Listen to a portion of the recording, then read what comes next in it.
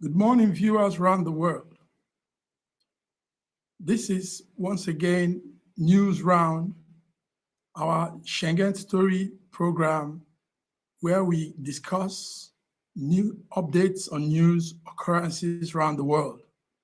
And as usual with me are my coordinators around Europe.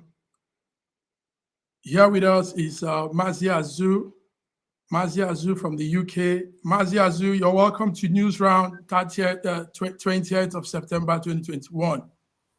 Good morning. Good morning, my dear good friend, editor, Schengen magazine, publication, and news media, all the way there in Milan. It's my great pleasure being with you from all the way here in Peterborough, United Kingdom. And I look forward to a great and resourceful discussion on this program this morning. Thank you very much. And thank you very much. You're welcome. For having me. Good morning, viewers. Yes, as usual, I want to ask, how is your weather there in Peterborough? Oh, the weather has been lovely. It's been lovely in the last couple of days. Over the weekend was so lovely. We have a bit of the sunshine now, and we kind of enjoying the weather while we look forward to probably a very harsh winter. It's always that way here in the UK when you have a lovely summer and then you anticipate for a very harsh winter. So we hope the best. We hope for the best, actually. Really, it's all right. We hope for the best. Good weather all around. So joining us also from France is our coordinator, Chuma Ebomuche. Chuma, you're welcome to News Round today, the 20th of September. Good morning, viewers, and good morning, Chief Editor, Schengen Story Media.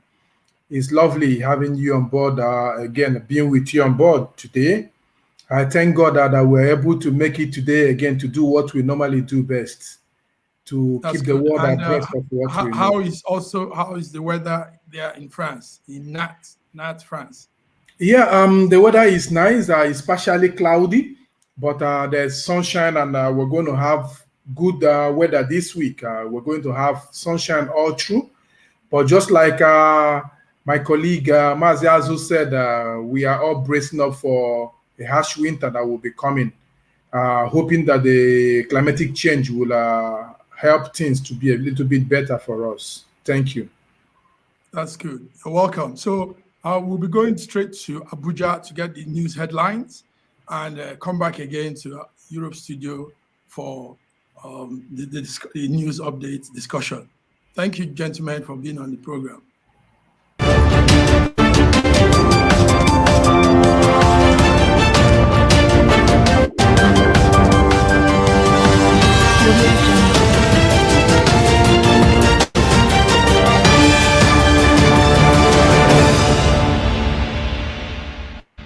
Thank you very much. Coming to you live from Abuja, Nigeria. Welcome to another Schengen World Newspaper Headlines. Today is 20th September 2001. My name is Hawaii. Now the headlines. France has recalled its ambassador to the US after a blow-up over a new pact between the US, Great Britain, and Australia.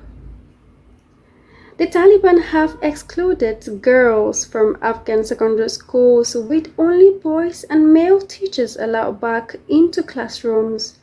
Schoolgirls told BBC they were devastated not to be returning. Everything looks very dark, one said. Taliban officials who seized power last month said they were working to reach a decision on the matter. Afghanistan, Kabul drone strike, a terrible mistake, says US. Jean-Franc McKenzie has admitted the US drone strike that killed 10 Afghan civilians on August 29 was a terrible mistake. But he said this was a self-defense strike taken under self-defense rules of engagement. Thousands of migrants gather at US-Mexico border crossing the US government is a fly back to Haiti. Thousands of migrants who have gathered under the US-Mexico border bridge At least 10,000 people are camped under the bridge connecting to Del Rio in Texas to Mexico's Ciudad Acuña. Around 50 million volunteers in 180 countries have picked up litters beside rivers, on beaches, and in forests on the World Cleanup Day. Each year, 8 million tons of plastic ends up in the ocean, which are also where 70% of the world's oxygen is generated. Pope Francis urged European bishops on Saturday to listen to supervisors of clergy sexual abuse and consider them partners in reform. Tunisians protest against President Said in Tunis. Several hundred protesters marched through central Tunis on Saturday to demand a return of parliamentary democracy after a July power grab by President Kais Saied. Kenyans voiced fury on Thursday at a jump in fuel prices, which threatened to pile on the misery for a population already suffering economic hardship because of the COVID-19 pandemic. Former Algerian President Abdelaziz Bouteflika, who fought for independence from France in 1950s and 1960s and was ousted amid pro-democracy protests in 2019 after 20 years in power, has died at age 84, state television announced Friday. In Nigeria, Fani-Kayode joins APC, explains roles in defection of 3 PDP governors. Former Minister of Aviation Mr. Femi Fani-Kayode has officially defected from the People's Democratic Party PDP to All Progressive Congress APC. On clean water dump sites, stinky abattoirs fuel Bauchi cholera outbreak. Prosecute the owner of Aboki FX, describing it as a waste of effort and a deviation from the major problem of the foreign exchange market. Bandits are sophisticated money launderers use drone CCTV for surveillance. Sokoto Varsity Don Dr. Rufai, a lecturer in the Department of History, Usman Danfodio University, Sokoto.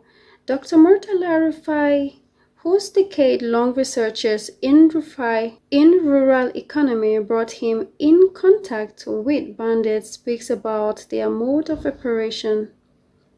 A newborn child was recently stolen from the Abdullahi Wasi Hospital in Kano State. One Abubakar Sadiq and his wife Mariam Sadiq stole the child, according to the police. The couple had thrown a party to celebrate the arrival of a male child, which triggered doubt since neighbors knew Mariam was not pregnant. Nigerians agitating for Yoruba Nation and indigenous people of Biafra, among others, have resumed their protests at the United States Nation headquarters in New York on Wednesday. They chanted anti-operation songs and asked Nigerian President Major General Muhammadu Buhari to resign. Former CBN Deputy Governor columnist Dr. Obadiah Mailafia dies at 64. Now I move you back to the studios in Europe. Stay with us. Thank you very much.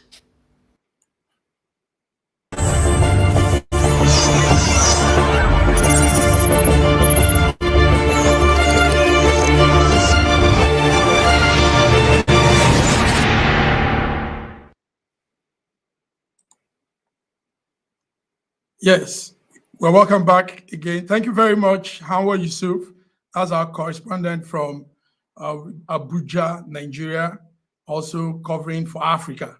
So I welcome you, gentlemen, and I hope you will be able to see into the issues going on today.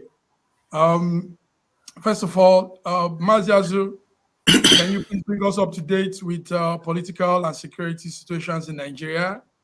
We know a lot is happening. So what are you seeing from your corner? Maziazu, please. Yeah, thank you very much. What am I seeing from my corner? I am seeing a lot happening that doesn't seems to show any picture of a sustainable and stable political situation and security condition in Nigeria as at today. Over the weekend, there have been crises all over the country, up and down the nation. The bandit elements are still causing havoc across the northeast and northwest of Nigeria, and also part of north central. And there were lots of incidents that occurred in places such as in Kogi State recently, and also in Kaduna as well, and also the critical security challenging center points such as in Zamfara and Katsina. There have been very serious incidences, and one of them is the missed target or missed bombing by the Nigerian Air Force of an anticipated location of the bandits in a forest, and that target kind of missed his radar and then went and hit the ordinary people of a particular village somewhere there, I think in Zamfara or Katsina, killing few of them and injuring so many. And also we have incidents that happened, I think in, if I remember, in Enugu or in Owerri, where unknown gunmen attacked a police patrol van, killing 2 policemen and burning the patrol van down, still showing that there are still some elements of the Eastern Security Network operatives in that part of the country, and also the new slogan, unknown gunmen. We have so many things, so many kind of operators in Nigeria these days. We have the bandits, we have the kidnappers, we have the terrorists, Boko Haram, we have the Besu boys, the Niger Delta militants, we have the Odua group, we have the armed robbers, we have now we have the new phrase, unknown gunmen. I don't know how they came about that, unknown gunmen, because every human being has a face, has a living body, and so the unknown gunmen are really making life difficult for many people in the southeast at the present moment. That is few attacks in Imo, in Enugu, in Ebonyi, which is not giving a good record. And also on the political scene, we have this serious challenge as we draw close to the end of 2021, entering 2022, which is going to be an electionary year, an electionary eve to 2023 election. A lot of permutations is going on, a lot of cross-carpeting, a lot of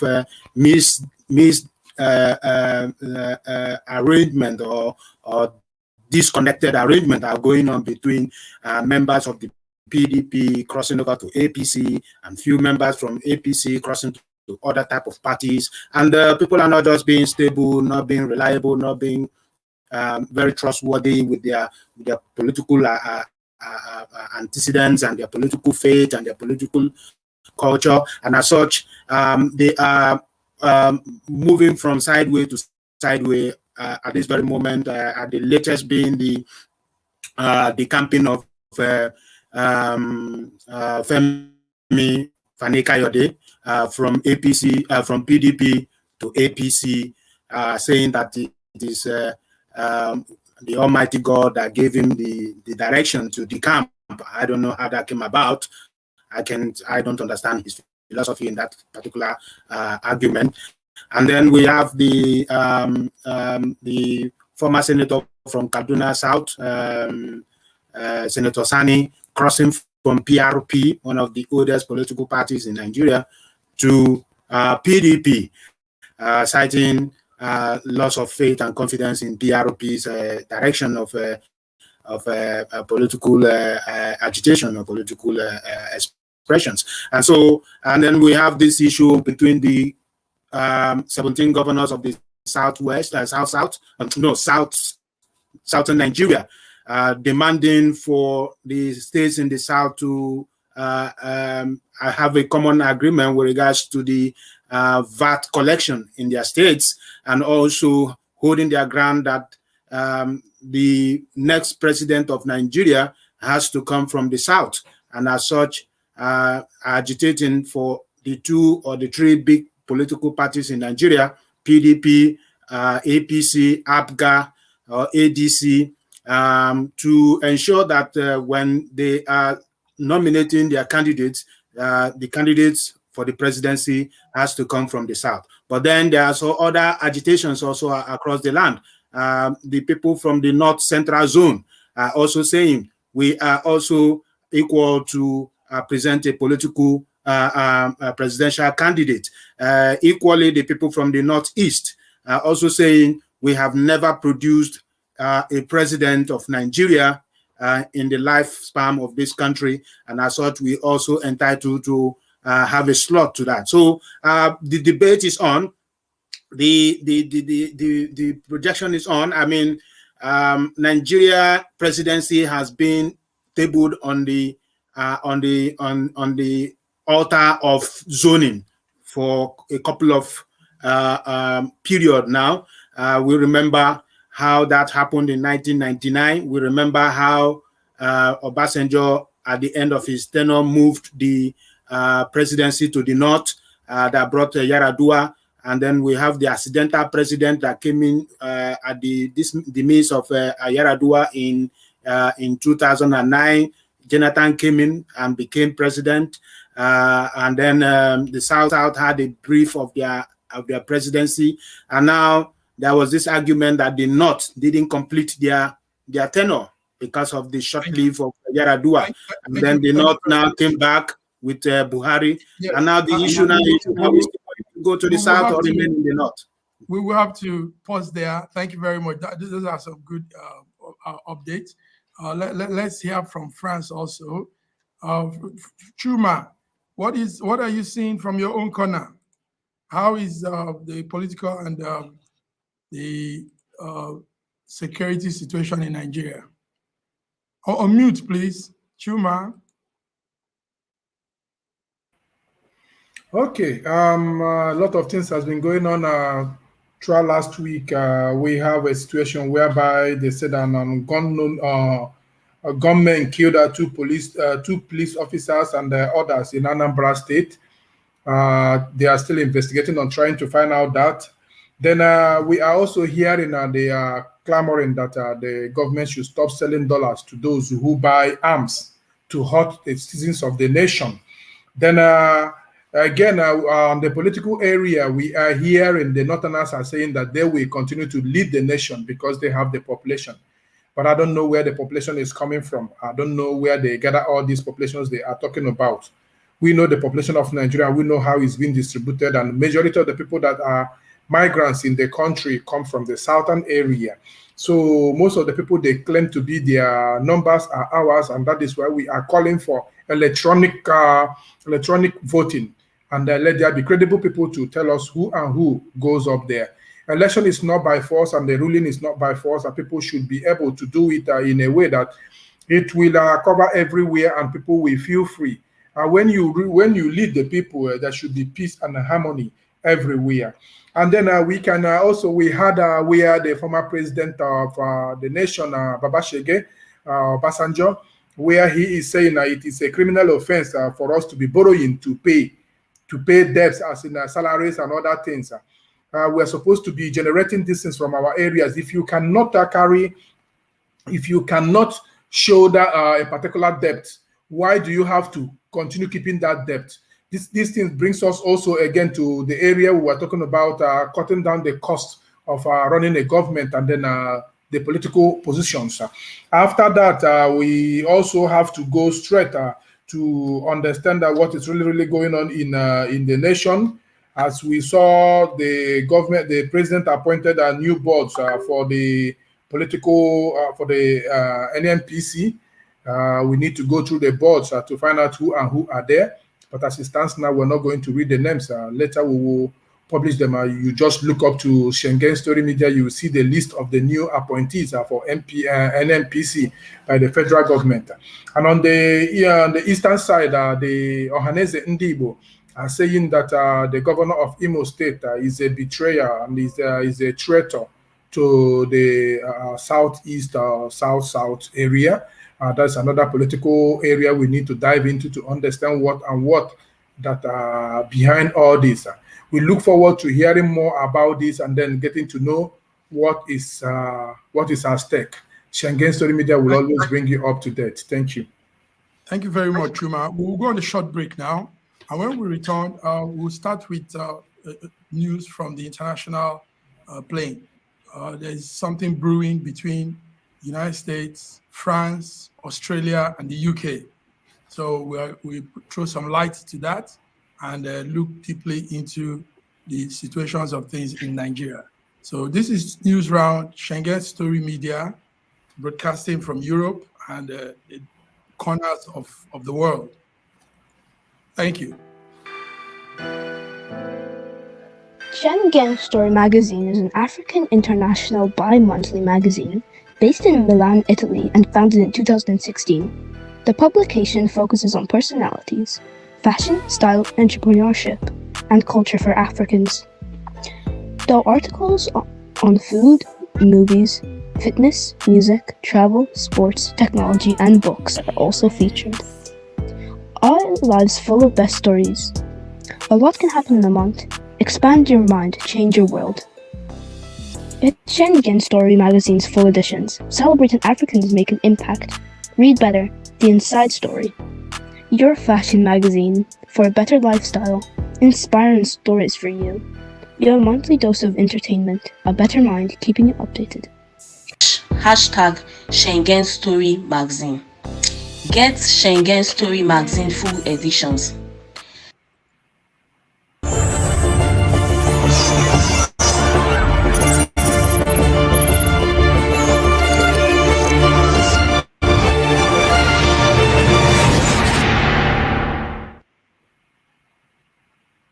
Welcome to Schengen Story Media Production News Round for this week, 20th September 2021. So joining me again are my colleagues from Europe, from France, Chuma, from the UK, Maziazu. Maziazu, yes, let's come down now to the we call it verbal intercourse, hard knock discussion. You were talking of the camping story now in Nigeria, and we have those stories going on. But before then, we want to talk on this issue of what is happening with UK, France, the United States, and Australia. Like the background story is there's something about submarine. I know you're following that story, Maziazu. France, Chuma is also following that story. France is known for building nuclear-powered submarine, and they had this contract with Australia to build them a nuclear-powered submarine, and to also teach the Australians how to build that. The fight is to go head and head with China, in the waters. China seems to have more power in the waters with heavy built submarine. So, but the Europeans are trying to checkmate that so that they can reduce their dominance and power. So anyway, France and Australia has been on the pact, on the agreement. Just lately, last week, there was a backyard agreement with UK, United States, and Australia, knocking out France, knocking out France from that plan. So France got angry hearing about the news, Frank got angry and recalled his ambassadors from United States, his ambassadors from UK. So this is some international hot water situation now. I don't know if you guys are really following the story. It's a hot one because France feel betrayed, and we're talking of big money projects. It's some billions of euros that France has with Australia on that project. But knocking out France and going behind France to have another arrangement is annoying. In the diplomatic circle now, there's hot, fierce words going back and forth from Boris, from the young man in France, from the other people there. So Maziazo, I know you're following. So what do you know about that story? Yeah, thank you very much. I mean, from the international relations point of view, these are the normal that you get in state diplomacy and statecraft strategies when you are working to outsmart another state in terms of negotiations and dialogue procedure, trying to gain favor or gain opportunity from another state relation. And so there are so many tools in international relations that you can use to gain an advantage in the way you relate with other friendly or enemy states in the international community. And very well known with the American system, you could also understand that whenever the Democrats are in power in the United States, they always apply this form of methodology that is called soft power negotiation. And using soft power is being able to use a very strong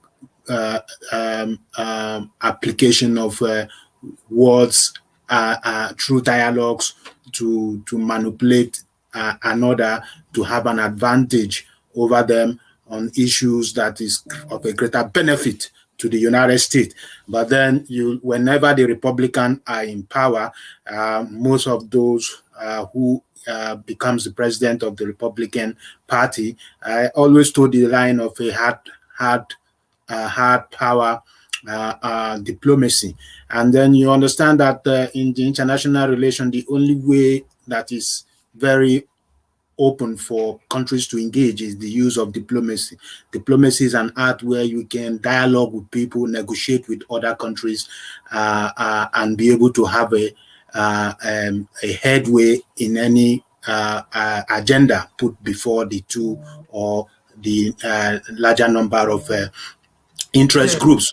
You have what you call the bilateral and the multilateral relations. And so this issue at the moment is a form of a multilateral, or do I call it a bilateral relationship, which everyone knows that the United States is much more closer to the United Kingdom than they are to Europe in terms of trusting their security secrets, the secrets of their security and their military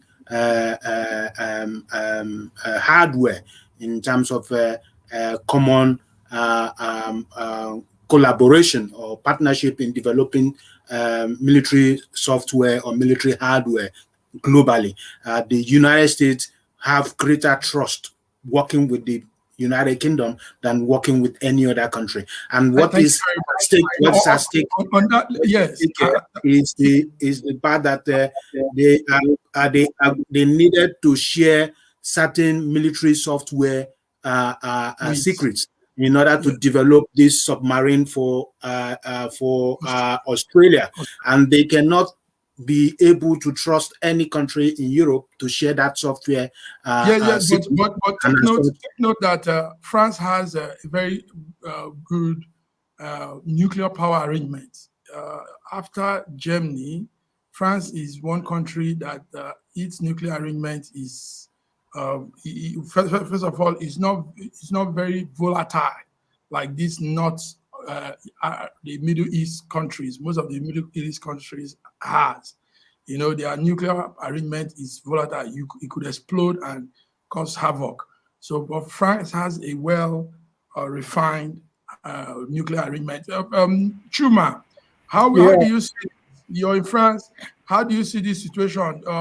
Last week, Thursday, your president was spitting fire, angry, and not happy with the situation. How do you see what is going on? Well, actually, I am with my president. I must tell you the simple truth. This is a stab at the back. We know that there's a kind of a family relationship between the English-speaking countries. But in this situation, France, as far back as 2016, signed an agreement to supply submarines to Australia. And this agreement, these are things that runs into billions, 56 billion euro. And then if you check from that time, 2016 to now, is giving you like 5 years, and the materials to set this thing in place they've already started acquiring them, and they've already started setting them in place. Just like everybody knows that France builds one of the best ships in the world, cruise ships. You get them here. The biggest in the world was built just not quite 45 minutes away from where I live. Now we have all these things going on, and all of a sudden you see America came, maybe they've been dialoguing with Australia for a very long time. And then they came out all of a sudden and said they've changed it. And then Australia is happy about the whole thing. And Australia went ahead as saying that they were having some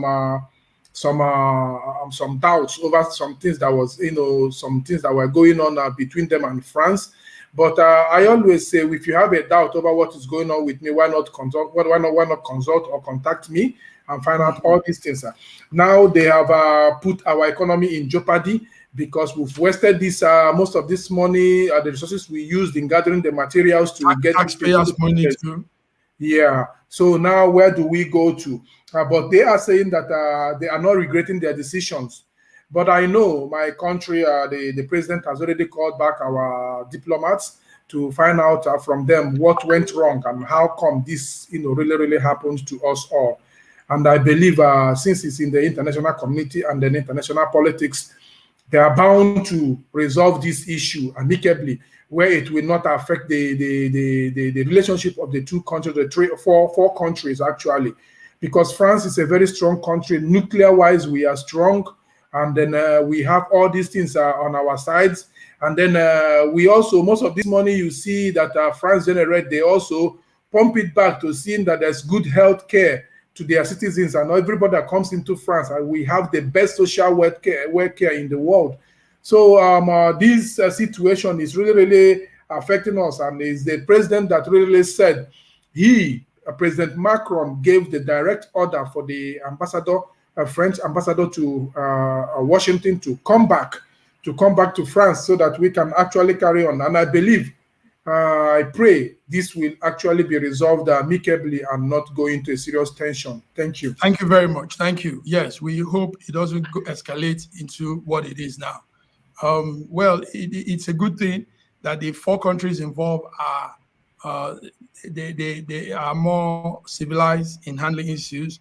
Maybe if China was involved or Russia, maybe it could escalate beyond measures. But these four countries could come to a cohesive agreement together. Thank you very much, Chuma. That's a good one. So now we'll go to the main stories again. In our country, so many happenings, strange happenings. We wake up every day and we hear very interesting stories that blow your mind. Let's bring it back to our young friend, Now, this is one of the people that is called youths, and that's in person of Femi Fani-Kayode. And yes, he's a young man. He's not an old man, so he could be classified as a youth. But with his behavior and his recent maneuvering, you wonder if the youth can really live up to integrity and good conduct in the political line. Let's see this video, and I'll bring you guys to talk about it. These are some of the old videos of our friend speaking. Giving you this kind of trouble that you're seeing today is in crisis right now. Yeah. Are you sticking with the party? But of course, the PDP is my party. I will never leave the party.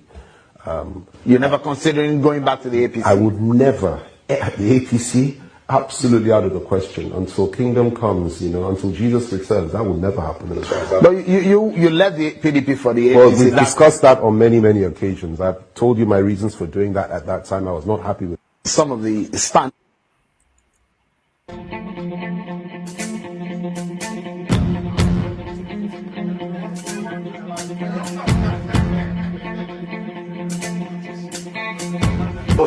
I was in APC for 9 months. What I saw. Memorable, man. Oh my God. What I saw, man. Memorable, man. And because I was fighting Jonathan, because Jonathan was giving too much to the Northerners, and he was very unfair to the Yorubas, and you know the story. And I told them, I said, look. So when I went to APC, Buhari now, I met Buhari through El Rufai. We interacted 3-4 times. We'll go and meet him. He had a house somewhere else, not here. He lives just around the corner from here now.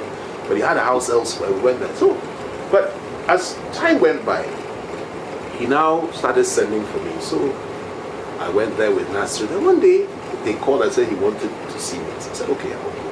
I met him at the transfer. When I got there, he said we should go inside the bedroom. So we sat in the bedroom talking. He started talking. He said, he wants to, I know his aspiration, but he has a challenge with trusting people in view of what has happened to him in the past.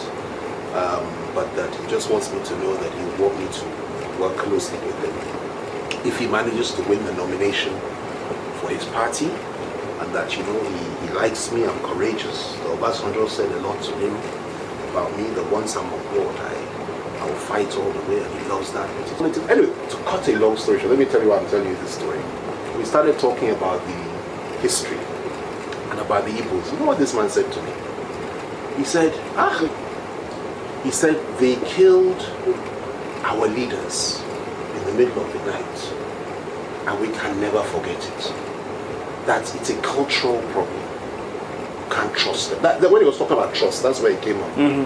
I said, sir, they killed not just northern leaders. They killed leaders from every zone. Southwest, where I come from, yes. The Niger, the south, everywhere. Every zone, not just the north, not just the north. And he said, no, he said, but we remember, we will never forget. Those words, we will never forget. And we can. And it's one of the main reasons, apart from the issue of Muslim ticket. That's what I said, no. Not only will I leave them, I will also expose them and fight them. You understand there's some basic, fundamental core issues that you must never compromise on. It's not about giving. Thank you. Gentlemen, we can go on and on and on. So many videos of our good friend FKK castigating APC, running APC down, saying all sorts of things against APC. But just 3-4 days ago, after all these castigation, after all these bad words to this party, the man has gone back to the same APC. Maziazu, I know you're wondering what could this be. Maziazu, what will you say? This is Thank you very much. Thank you very much, Mark Godwin. These are the kind of things I call criminal politicians, dishonest politicians, unstable politicians, confused politicians,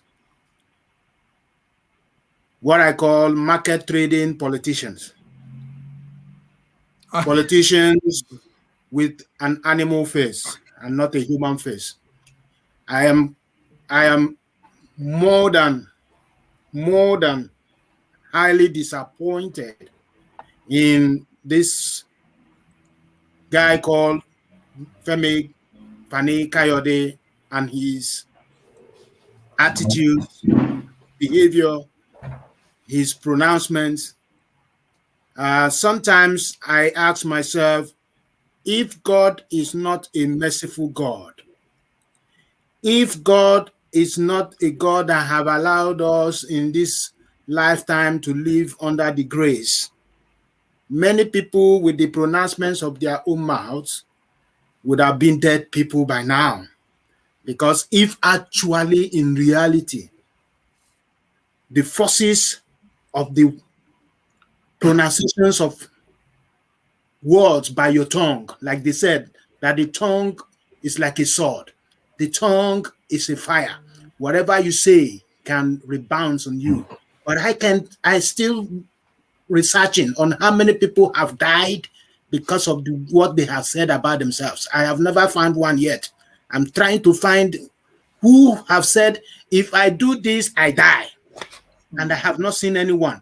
In Nigeria, is only place I see politicians say, I do this, I die, and they are still living. Many of them are still living today. They've not died. Not even somebody going to kill them if they don't die by themselves. Not even people going to say, let's kill this man because he has said this. This is what we need to begin to understand. I am disappointed in Femi because he is a man that many of us thought that after studying for many years in the United Kingdom should have a little bit of some conscious and conscience approach to national issues, to humanity. After being trained within the aristocratic environment in the UK, should be a very solid conservative thinker, should be a good traditionalist politician with a mind that is focused on the sense of public service rather than self-service. It is difficult for you to have any politicians in Britain here suddenly wake up one day as a conservative member and say, over my dead body, I'm going to Labour Party. If I return to Conservative Party again, I will be let thunder fire anything, or let rain beat me or beat him to death. It is never. You can never see this kind of a thing happen in the Western world. I'm sure it doesn't happen. Let's watch. But let's watch. For Fani-Kayode to be deceiving Nigerians, because this is the same thing his father did. His father did this in 1963. His father deceived Awolowo. Him and Akitola deceived Awolowo. And then they are the beginning of the crisis of the 1963. Very good. Let's see this video. His father has taken the faith of his father. Let's see this video. And we'll continue. This is a video of somebody asking him. What question is that? Bankrolling who? Do you know who you are talking to? I will not take any questions from this man. What type of insulting question is that? Which bankroll? To do what? Who can give me money for anything? Who do you think you are talking to? Bankroll what? Go and report yourself to your publisher. Bankroll what? Please don't insult me here. I don't want to take any questions from this man. Very stupid. I could see from your face before you got here how stupid you are. Don't ever talk to me like that. Who do you think you're talking to? Bankroll who? You think that I'm one of those ones you'll be from who? From how? When? Where? How? You have a small mind. Very small mind. Don't judge me by your own standards. I've been in politics since 1990. I'm not one of these politicians you think will just come. I've been locked up how many times by this government? Suffered. I've been persecuted. Unlike most of the politicians you follow for brown envelope. You. Don't ever judge me by that standard. I spend, I don't take. And I'm not a poor man. I've never been and I will never be. Bankroll how? Don't ever suggest that to me. Thank you, gentlemen. So that's him responding to a journalist that asked him who is bankrolling him on all his statements and things. You know, it's obvious. What FKK doesn't know is we don't need to go do any deep research. We don't need to do anything. I mean, his whole life is out there. and we can read the lines. Everybody can read it. Chuma, Yeah. what do you say? This is your man. He married your sister, and now your man. I know. Chuma, what are you going to say? Your sister he's our in-law. Yes, I know. I know. First of all, I want to say something. I want to tell Honorable Azo, please, you said you're disappointed. I want you to reappoint yourself. Please reappoint yourself, because you know very, very well that Nigeria, we have no politician. Nigerians are more or less businessmen who jump into the bandwagon of politics. We don't have a political ideology. A Democrat can never, turn over to a Republican if there are no due process, and then him beginning to believe in the ideology of the Republicans. But here we see people jumping from one place to the other. Fani-Kayode or whatever, this thing is just like a dog going back to his vomit. He left APC, went to PDP. He was in PDP first. He went to form APC for his own personal gain or whatever. Now he left them because maybe they were not dancing to his tune, or he wasn't seeing it the way he wanted it to be. He left. He started criticizing and whatever. At the end of the day, he's back to that place.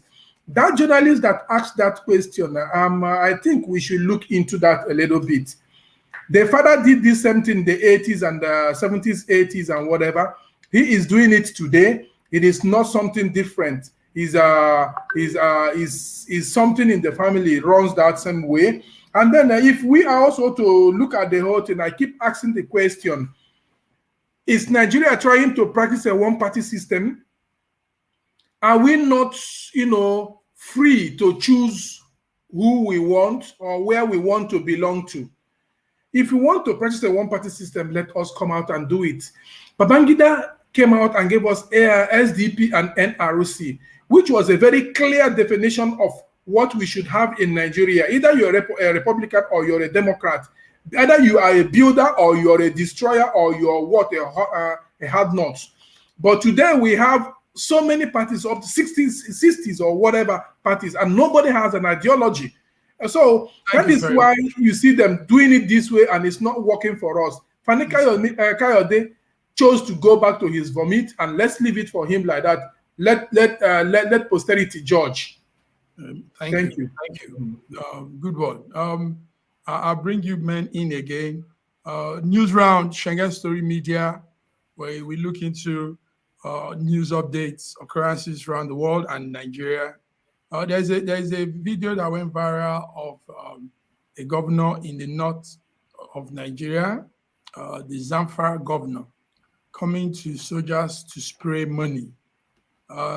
Let's see this video and we look into it.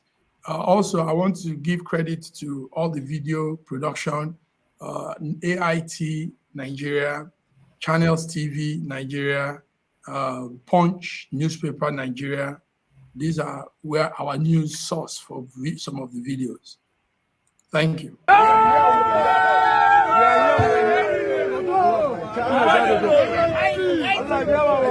Muna, we are here. Don't stop. We are here. Don't see. We are here. Rabbana bawala. Rabbana atina. Muna no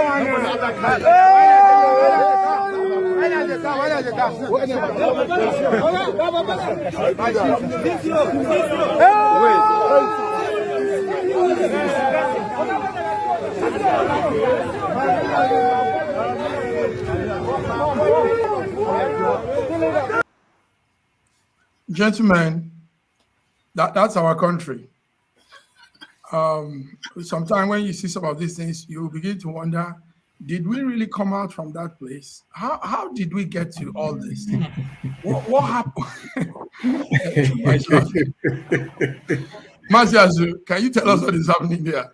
That Zamfara governor giving soldiers money because they are fighting bandits. But is that how things are done? Is this okay? Azu, go ahead. Well, you can see that Nigeria as a nation has lost its track in understanding what it means to run a democratic and an enabling political society. And what we have is people thinking because they are elected, they are running a democracy. No, a democracy has its time frame and lines that you have to follow, the principles that you have to align with in order to ensure a sound democratic engagement. What happened here on this video is nothing more than a top man in the community meeting area boys or meeting agberos. You could see the hailing was to see what the governor would do.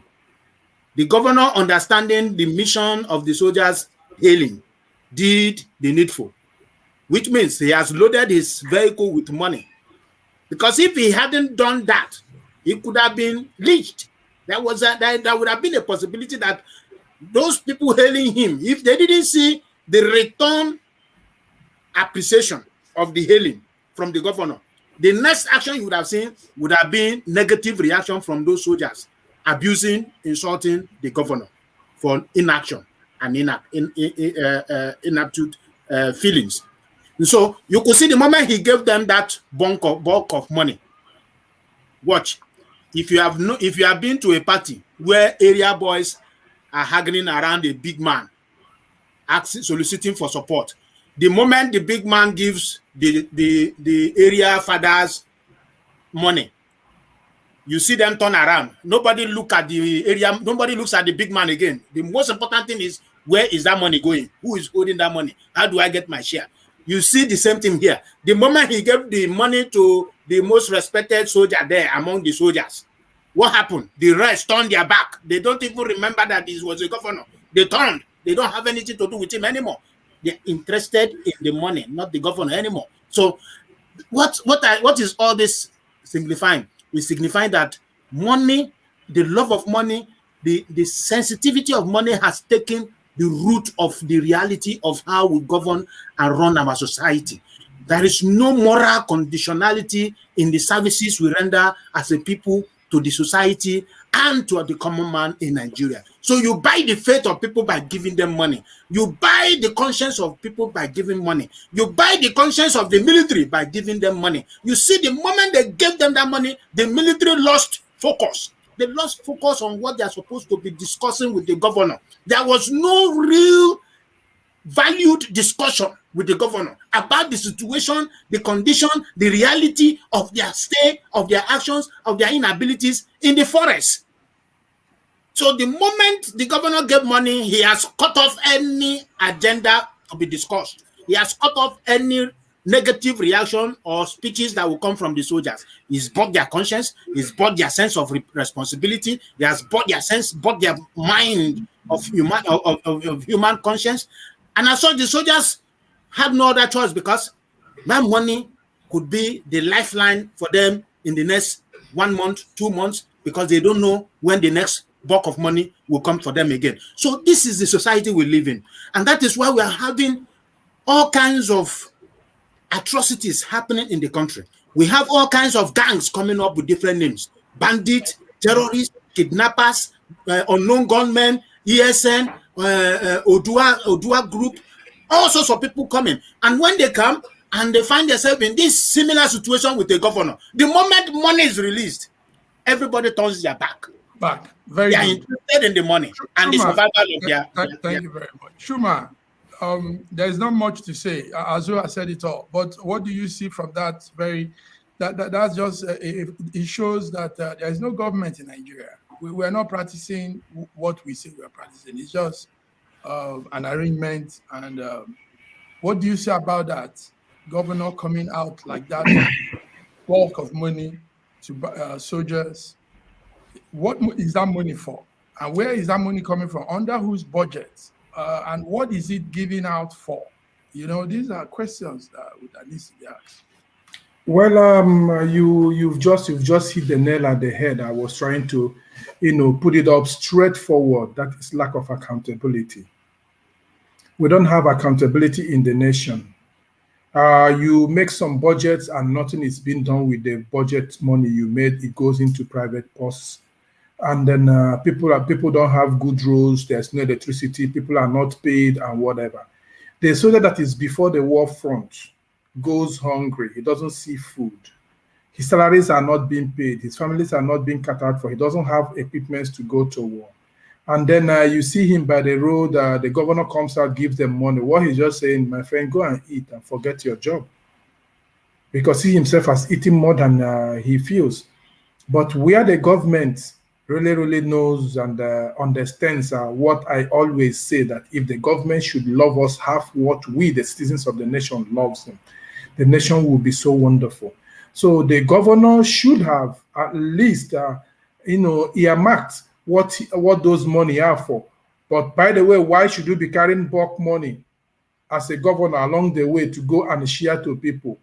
Are you encouraging them to fight? Or are you telling them to go home and eat and not to fight?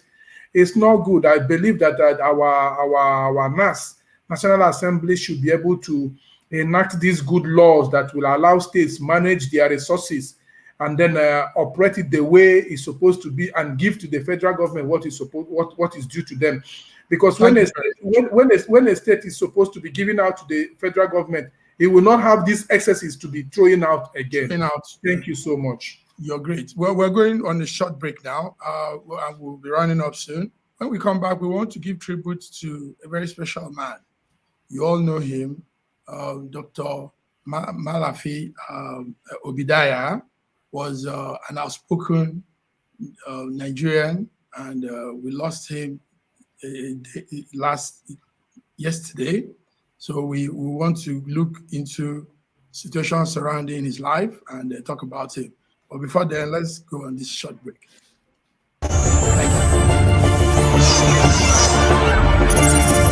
you.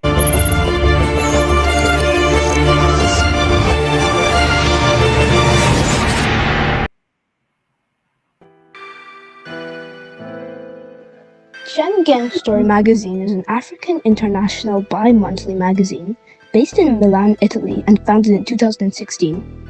The publication focuses on personalities, fashion, style, entrepreneurship, and culture for Africans.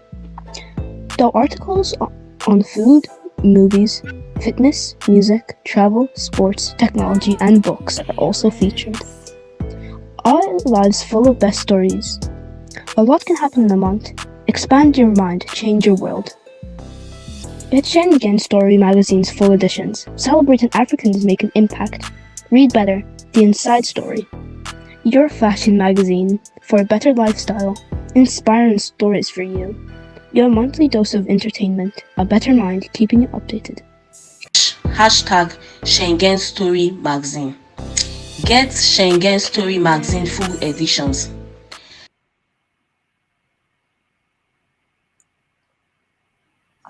You're welcome back to Schengen Story Media News Roundup for the 20th of September 2021. And I'm here with my colleagues, my coordinators in Europe, doing justice to issues that bothers us, that concerns our lives in Africa, around the world.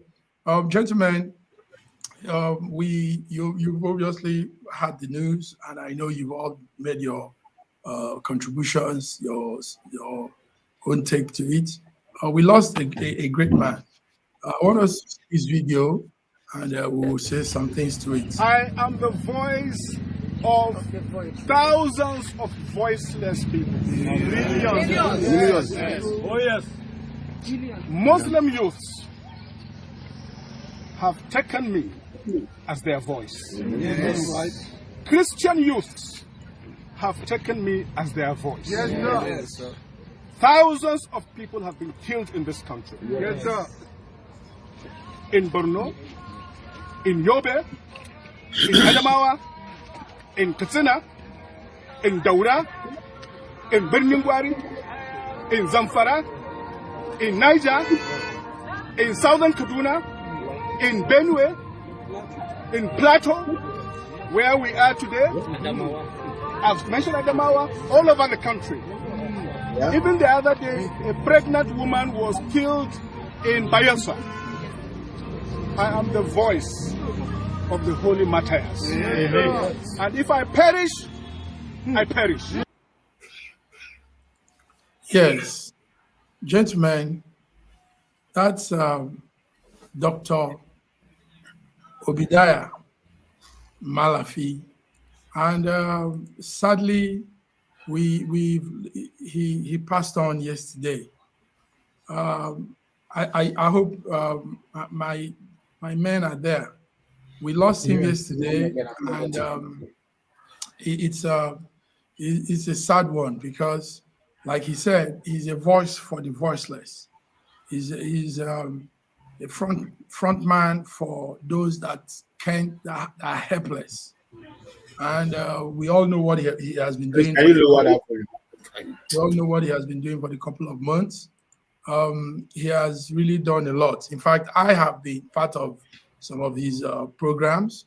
Schengen Story Media has been invited to a series of his events and speech. Now we've lost him. What do you say? Chuma, are you there? What yes, I'm here. Malachi, Obadiah, Mailafia, Obadiah. The death of Dr. Obadiah is a very big loss to the nation and the world at large. This is a man who was born in 1956. He went ahead to accomplish so many things. He was a development economist, an international polymath, central bank statesman, and then the 1999 presidential election candidate of African Democratic Congress. He was a former official of the African Development Bank and a one-time deputy governor of the Central Bank of Nigeria. He was also the chief of staff of the Nigerian Caribbean Pacific Group of States, the 79-nation bilateral development institution based in Brussels, Belgium. This man has, he cuts across the globe. He has done so many things. This is a wealth of experience that we have lost. I don't know whether we can be able to replace a man like him again. If we have somebody like this, an economist, with people like Soludo, with Madike and all, analyzing the situations of Nigeria, and then if the politicians can actually listen to them and take it forward, I think the Nigeria will go further. But now he is no more. I don't know where we're going to find him again. I must say, sir, you are going to be missed so much. Whatever you are, may your soul rest in peace. Nigerians weep for you. You are the voice of the voiceless, like you said. May you rest in peace. You will always be remembered. Schengen Story Magazine will always remember you. Thank you so much. Thank you very much. Thank you. Maziazu, what are your words for this great man? Great man, he came, he conquered. And he conquered indeed. In the minds of many people, even the ordinary people on the streets, his name rings bell because he was just speaking on their behalf, opening our eyes to some secrets we didn't know because he tasted it. He was there with them. He was in a circle of power and he saw what they were doing, the corrupt practices they were involved in.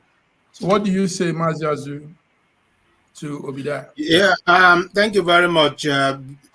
Before I say anything, I'd like to extend my sincere condolence with my family, Schengen Magazine, to the family of Dr. Mailafia, Obadiah, for the sudden passing away of this great mind, a wonderful technocrat, a great social and civil crusader, a man that stood to say the truth that he understands and knows.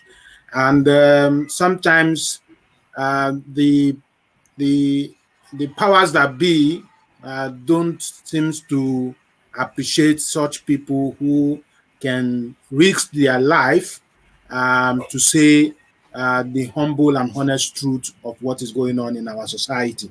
Unfortunately, such people do end up very early in life, such as our friend here, Dr. Mailafia Obadiah. And unfortunately, he died in a very complicated condition that is highly questionable. There is need for thorough investigation of the fact that, according to the stories with regards to the press statement of a group that tend to elaborate on how he died. And when I read through the storylines, I can see the impact, not just the medical negligence of the medical doctors at hand, but also the effect of the ongoing strike of medical doctors in Nigeria today. This is the third or the fourth story I'm hearing about people who have lost loved ones as a result of the medical negligence, the results of unavailability of specialist doctors available to take responsibility of patients' care. And this is the case because if you look at the story, from the time he returned from, I think it was Kogi, or where he went to Kogi or Kwara or something like that, and he fell ill and they suspected it was malaria. And taking him to hospital on 2 different occasions, the 2 different hospitals that they took him to, the response of the medical doctors were absolutely unprofessional and unacceptable. Because at a point, the son who lives abroad engaged foreign medical consultants to communicate with the Nigerian medical team to see how, I have seen people resuscitated from almost death to life through mobile phone communication between a specialist doctor and a medical personnel on the ground. And these doctors neglected the advice of the foreign doctors on what they need to do as an immediate action to safeguard the life that is about to be lost. They negated, they took it for granted. And even when the young man lost consciousness and they determined it to be dead, when the man has not even passed on completely, and they were advised on what to do to revive him and reactivate his heart back to action, and even give him the ventilator to allow him to have some fresh air in. They neglected all those advices. The man was, this is what is called in Europe, in the UK, medical negligence, which is a criminal offense, which is a homicide case of the doctors deliberately killing a patient because of their inaction, because of their unprofessional. Thank you very much. Behavior. We lost a great man because doctors that are supposed to do their job refuse to do the job, refuse to be professional, refuse to act when it is needed, and now a man, a husband, a father, a brother, a cousin has been lost so suddenly. Thank you. And many people have lost their life in the last 2-3 months in Nigeria in this condition. That's correct. In this condition, I have a friend who lost his mother in this same condition. I have a friend who lost his senior brother in this same condition. Where but we know, yes, to an extent, it's also the health sector. The health sector of Nigeria, the health sector of Africa is not as equipped and as arranged as it should be. So we will keep having these kind of problems. Yes, like you said, his death needs to be investigated, because how can he from nowhere all of a sudden just develop this illness, and all of a sudden boom, boom, boom, boom, and now he's gone. So some of these things are really suspicious, very, very. On that note, my good friends, colleagues, and viewers around the world, we want to thank you for tuning in. Schengen Story Media News Roundup. News Roundup is our platform where we discuss issues, updates, occurrences, and happenings around the world. and we give insights, we give our own side of the discussion to it. My good colleagues have done very well, putting us up to date. Thank you very much, Chuma Ebomuche from France. Thank you. Thank you so much. Thank you, viewers, and thank you, moderator, coordinator, editor. Thank you, my colleague. We hope to see you again next week, Monday. Good, great. That's it. And Maziazu he has it all in him, always ready to pour out. So Mazi, thank you very much. You've done well. We hope to be here again next week by God's grace, as we continue to monitor situations in Nigeria, around the world, Africa, and hope that things also will begin to go for good. It's enough of the sad news and the mourning. It's time to also hear some great news, good news. We want to hear good news. Is that also Mazi? Yeah, obviously, we'll look forward to hear great news out of Nigeria as time goes on. We're entering the Imba month. We hope the Imba month brings good things rather than the negative expressions. And also, we look forward to what Mr. President is going to do at the UN in New York over the week. That's wonderful. We hope we hope to see the presentations and the reactions of Nigerians in New York with the arrival of Mr. President in New York for the UN General Assembly. And we hope that there will be a little bit of diplomatic redirection in the way Nigerian international relations profile has been going on in the last couple of months. And the president will come back home with some good news. I mean, we should stop borrowing too much for situations that does not warrant borrowing money for, because the government is indebted, and Nigeria as a whole is indebted for too much, and we need to have some kind of feelings and compassion to breathe. We can't pay up the debt we owe in the next 50 years if we don't take care the way we keep borrowing and the way we are going to engage ourselves into debt in so many countries around the world. Debt incurring is terrible. That's unbelievable. I hope the president comes back with some good businesses to alleviate the suffering and the pain and the economic condition.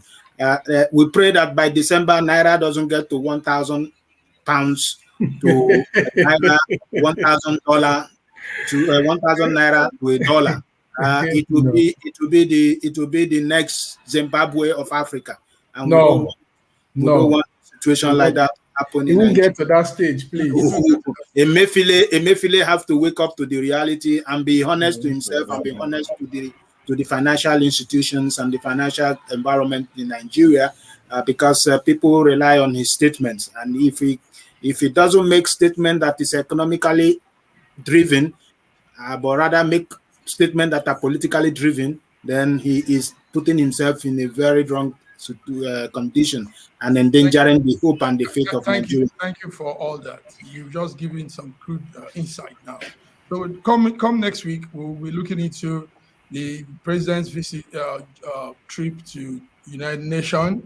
We'll also be talking more on these forex, financial markets, and some financial talk. So with this, I say thank you, my friends, my colleagues and brothers. See you next week. Bye-bye. Bye-bye. Thank you.